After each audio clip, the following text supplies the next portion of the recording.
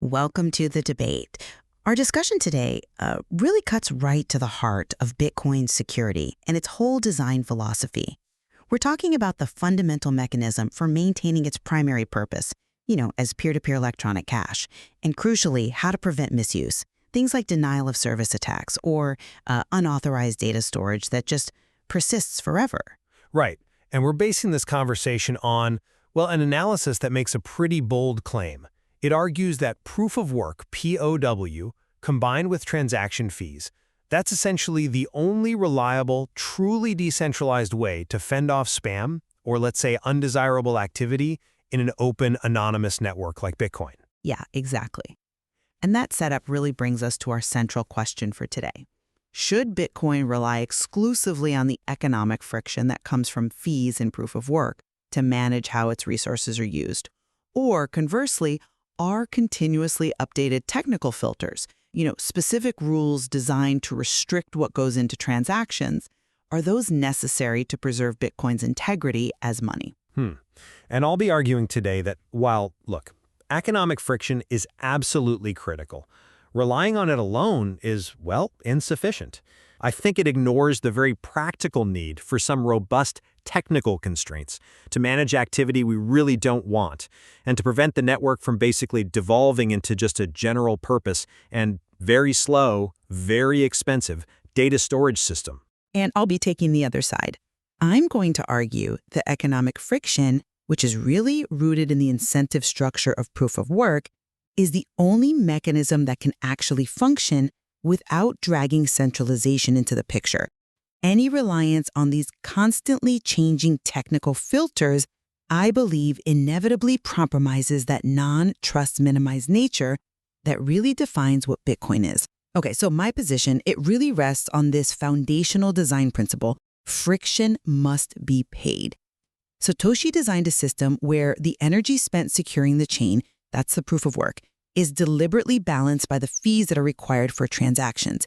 This mandated cost creates the necessary friction, the barrier to defend against just freely abusing the network's resources. The material we looked at, it highlights a really crucial historical point.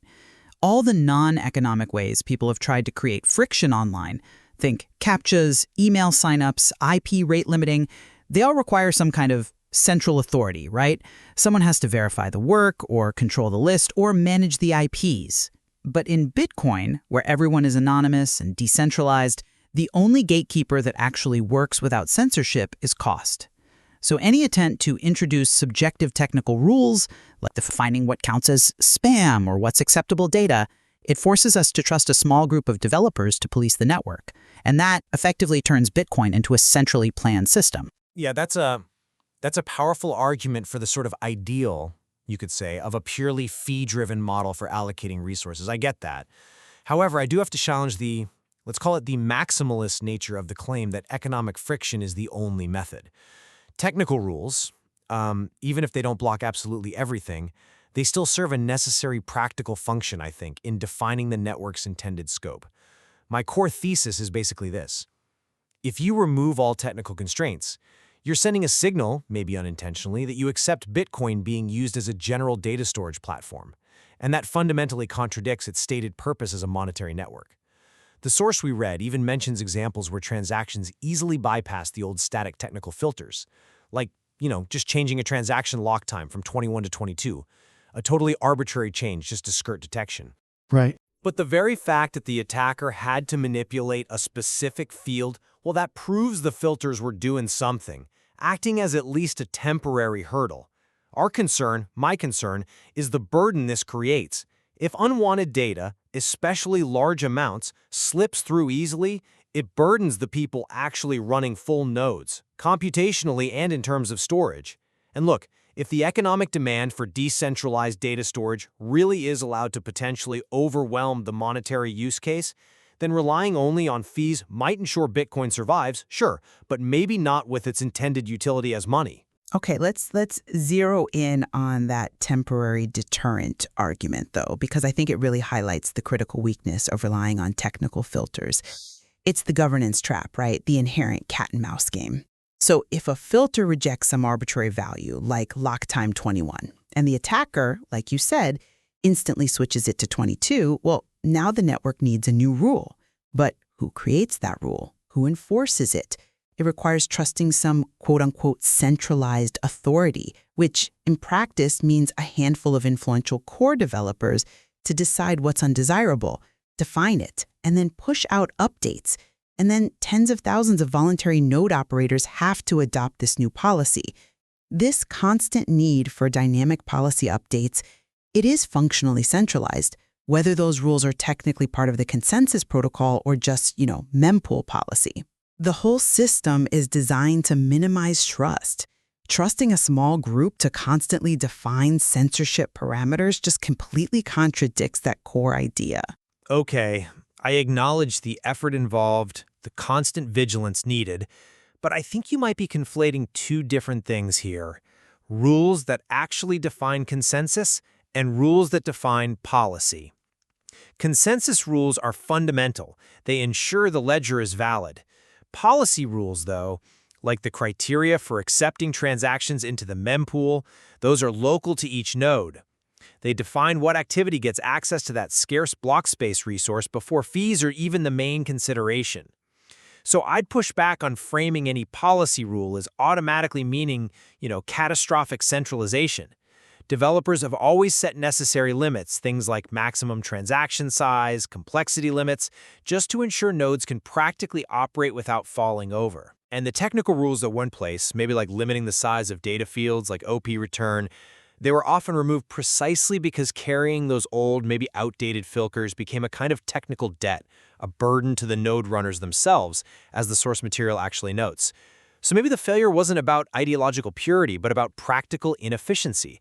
The choice to keep or relax a filter seems like a practical trade-off in managing complexity, not some binary choice between purity centralization and total central planning. But if we accept policy rules that are defined by a central group, aren't we basically conceding that economic friction isn't enough? That subjective human judgment has to intervene? Let me just clarify the risk I see here. If a policy rule exists, say it rejects certain kinds of metadata or specific lock time values, that rule effectively acts as economic censorship based on the content, not the price paid. If I'm willing to pay a, let's say, $50 fee for my transaction, but it happens to violate some technical rule decided by this trusted policy group, well, my transaction gets rejected. That compromises the promise of censorship resistance, doesn't it? The price of decentralization, I think, has to include accepting activity that's paid for, even if some of us personally find it undesirable. But you can't ignore the economic impact of those policy decisions either. Let me challenge this idea that fees are always a sufficient safeguard, especially when we're talking about resource consumption. The source material itself brings up this really powerful counter-argument. What if, quote, the economic demand for decentralized data storage is higher than the monetary use case? Now, if that high economic demand for a non-monetary use like data storage actually persists, then even really high fees won't stop blocks from being constantly filled with, let's call it, unwanted data. And this data imposes a direct, ongoing, and growing burden, computationally and storage-wise, on every single person running a full node. It just increases the hardware requirements, raises the barrier to entry. So if running a node becomes prohibitively expensive because of storage demands driven by a non-monetary use case, haven't we compromised the decentralization of the network's infrastructure itself? Not through a policy decision, but through sheer economic practicality? That's an interesting point about the structural demand. But I guess I would frame it differently. I'd see it as the market basically testing the true value of decentralized money. What you're proposing sounds a bit like economic protectionism based on, well, intent. And I have to question the premise a little bit. Is decentralized data storage really the huge structural threat you fear? I mean, compared to dedicated systems that are way cheaper and faster for storage. Trying to encode data into expensive, slow, highly replicated Bitcoin blocks seems economically irrational for most use cases. But okay, fine. If users are willing to pay sky-high fees to use Bitcoin essentially as a database, well, that just means the price of block space has gone up. If the monetary use case, the thing we care about, can't command those necessary fees to compete, then maybe the system's persistence is in doubt regardless of any technical filters we try to impose. The value of, decentralized, neutral internet money is beyond comparison, as the source says. If the monetary demand is truly there, strong enough, it will compete successfully in the fee market. But the competition isn't just about price, is it? It's also about data volume. We're talking about the long-term health and accessibility of the network here.